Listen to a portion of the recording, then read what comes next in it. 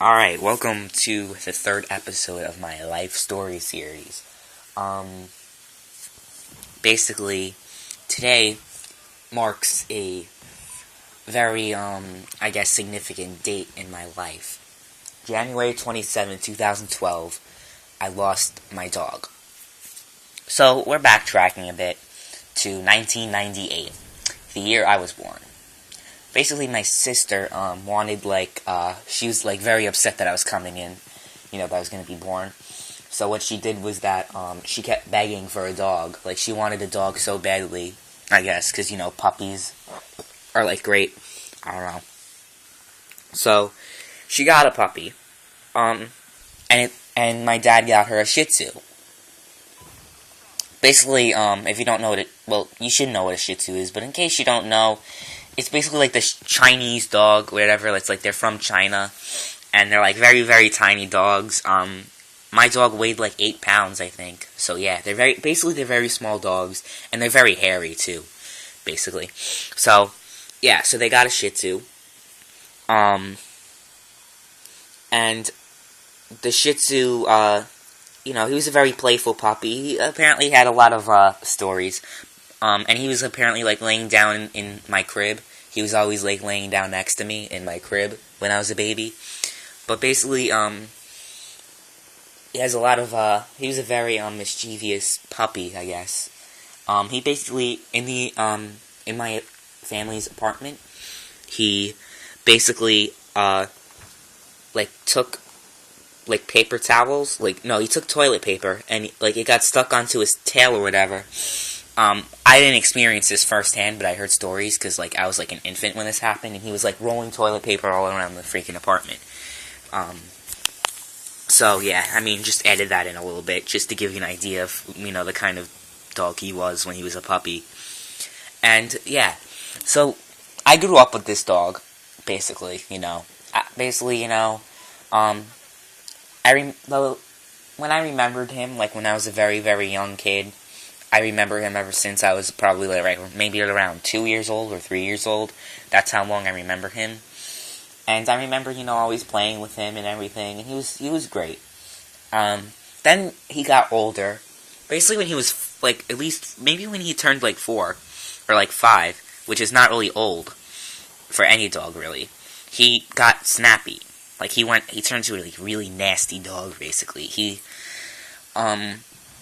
If you got too close to him, he'd bite the living crap out of you. So, he'd bite you right in the face. And he's bitten my dad plenty of times. He's bitten my mom plenty of times. He's bitten my sister plenty of times, I think. And he's bitten me a few times. But, basically, he's gotten nasty over the time. One time, I invited all my friends over when I was 5 years old.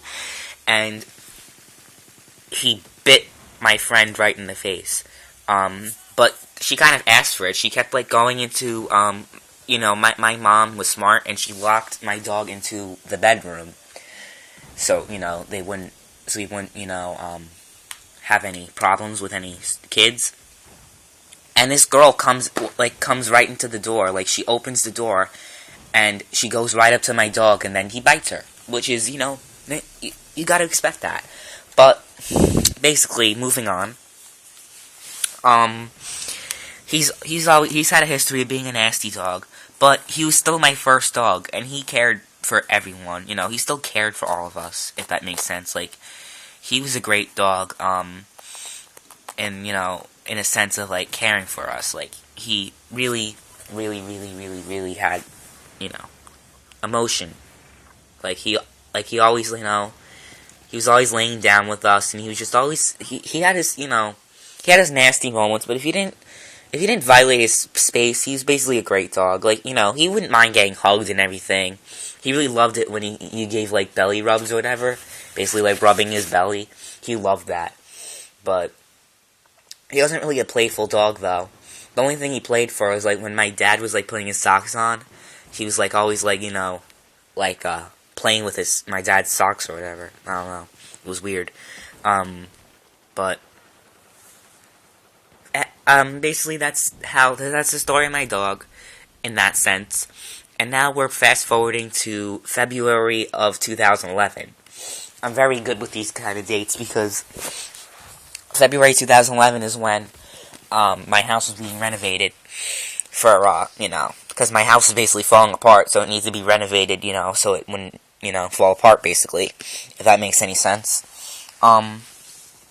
So, basically, the entire living room was being revamped, the entire kitchen was being revamped, the entire living room was being revamped. Basically, everything was being revamped. Let's go with that. All of the freaking, what's it called, walls were, like, torn down and everything. Basically, you couldn't hang around in those places.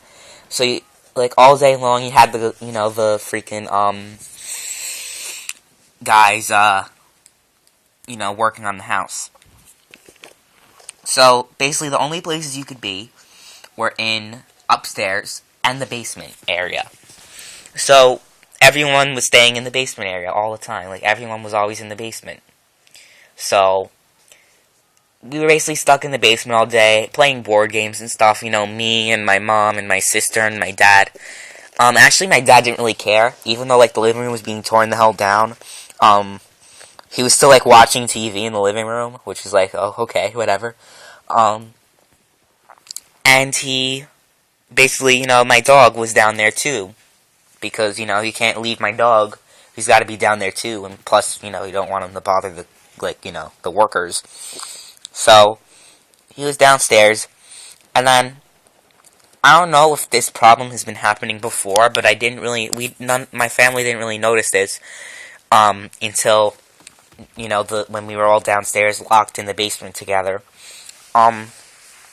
Basically, my basement has, a carpet, and there was piss all over the carpet.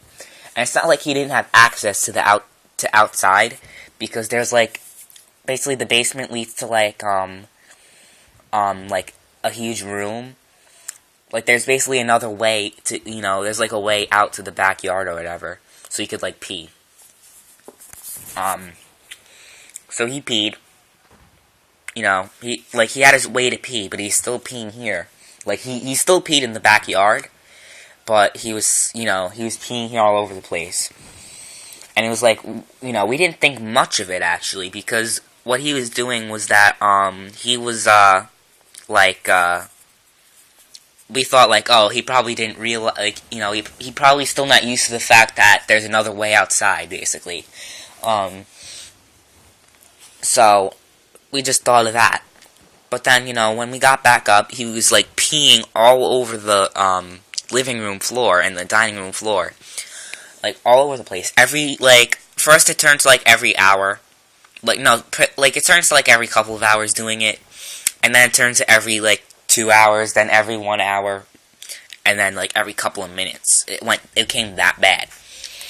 And, it's gotten worse, until the day he got put down. So, before he got put down, though, there's been discussion about putting him down for, a month.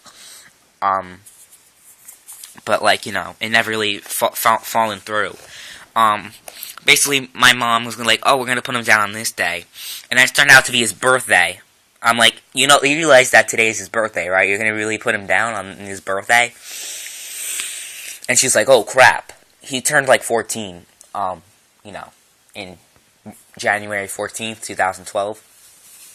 So then, she was I can't put him down on this day, it's crazy. So, my dad stepped up, 2 weeks later, and, put him down, basically, went to the vet, he got his, little, whatever, shot or whatever, and he went to sleep. Yep. So, it's weird, in school, the day before he died, I found out that, the next day he was gonna get put down. So, during school, the day he got put down, I was basically a wreck. I couldn't even play my instruments in music class, and it was just, awful. And then everyone was thinking I was crazy, why am I, freaking... why am I randomly crying in the music room or whatever? And then I basically told my story to everyone that my dog was getting put down. So, yeah. Um, basically, it was a weird reaction, because when I came home from school, I walked home from school, I knew that he was gone, you know. But, I don't know, I just didn't, like, react at first, because, like, I was reacting, like, I was very upset, but I didn't, like, cry or anything. And then in the nighttime, I, like, broke down in tears, and I couldn't handle myself, because I've been with this dog for 14 years of my life, which means I've only lived without him for 2 years. 2 years out of the 16 years of my life, I haven't, you know, seen him. You know, only 2 years out of 16, which is 1/8 of my life. I have not, you know, 1/8 of my life I spent without him, which is not a lot. So yeah, I mean, I'm gonna end the story here. It's, you know, already too depressing. So, if you enjoyed this video, which is kind of hard to enjoy because it's like a very, you know, emotional thing, hit the like button. And if you know, if you're gonna dislike this video, you know, I'd understand if you dislike the video because it's like too deep and too emotional for this channel, because I'm not really known for that kind of stuff. But another reason people dislike is because of, you know, because people just have problems with me personally. But whatever. I'm done with this video, episode 3 of my life story series, and I'll see you guys later.